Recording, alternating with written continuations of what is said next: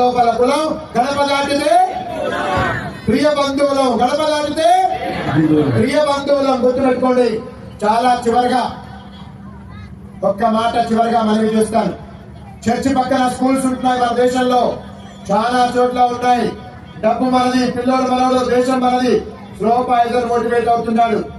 చదువు పేరుతో మొత్తం మార్చేస్తున్నారు. మసీదు పక్క మదర్సాలు ఉన్నాయి, భయంకర మోటివేషన్ నడుస్తోంది. మన దురదృష్టం ఏంటో తెలుసా? గుడి పక్కన బడి లేదు, మనం అడగలేదు. గుడికి ఈ రోజు కూడా పిల్లలు వస్తే పట్టించుకునే వ్యవస్థే లేదు. మనకందరికీ టికెట్ కొనే కావాలి, సేవలు చేయాలి, టికెట్ కొనాలి కదా, లేదంటే మీరు పాల్గొనే అవకాశమే లేదు. విఐకి వస్తే మర్యాద ఇస్తాం, డొనేషన్ ఇస్తే గౌరవిస్తాం.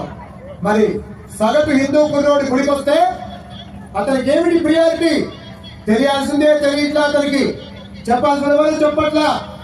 ఇది మంచిది కాదు, మార్పు రావాల్సిందే. గుర్తుపెట్టుకోండి.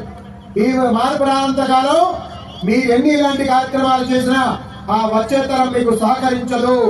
వాళ్ళు సహకరించాలంటే వాళ్ళకి పాఠం ఖచ్చితంగా తెలియాల్సిందే.